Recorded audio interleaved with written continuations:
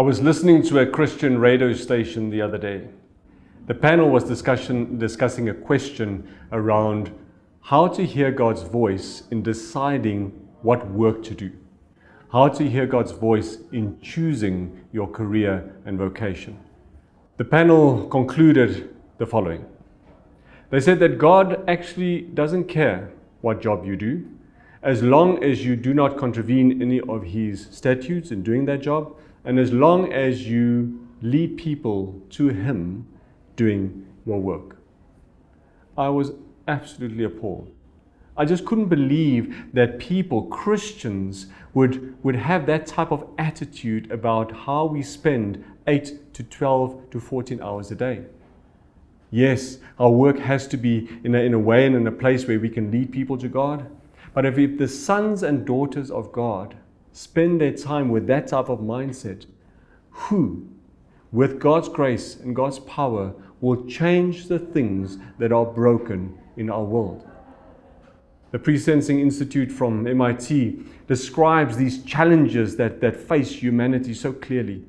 They describe it as a spiritual divide, that divide between man and himself, a social divide, the divide between man, and then an ecological divide, the divide between man and nature. And I fundamentally believe, I truly believe, that each and every one of us has been called to cross those divides. If people with the power of the Spirit in them do not step in and try to change the status quo, try to change those things that are broken in our world, who will do it?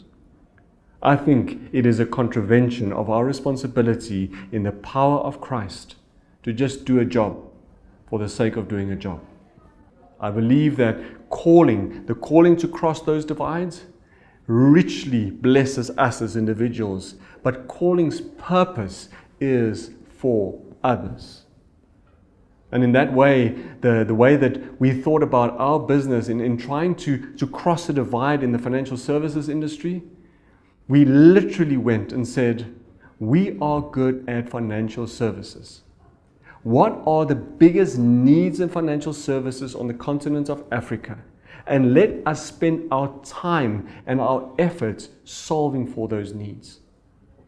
We literally went in a mission and a vision statement for our company and said, the 3 biggest things that are lacking in the African continent in finance is that not enough people save. And we fashioned a whole part of our business to help those that are not saving to save. Secondly, there are people that are saving on the continent, but the pension system on the continent of Africa is just so inefficient and expensive. And there's a whole part of our business that focuses exclusively on helping those that are saving to do so more effectively. And then on the continent of Africa, there's $100 billion deficit in funding every year in building the required infrastructure to help Africa to grow. The third part of our business spends its time allocating and attracting financial resources from the developed markets into Africa in order to grow Africa more sustainably and more effectively.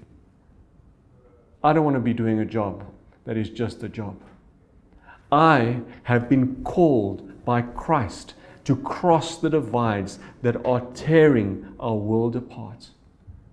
I believe that each and every one of us has got that journey. God has got it on His heart to use you in a way that is not just wasting oxygen. He wants to use you in a way that changes the world around you. I pray that this series around calling really stirs your heart, not to be called only for yourself, but to be called for others in a way that makes the world a better place.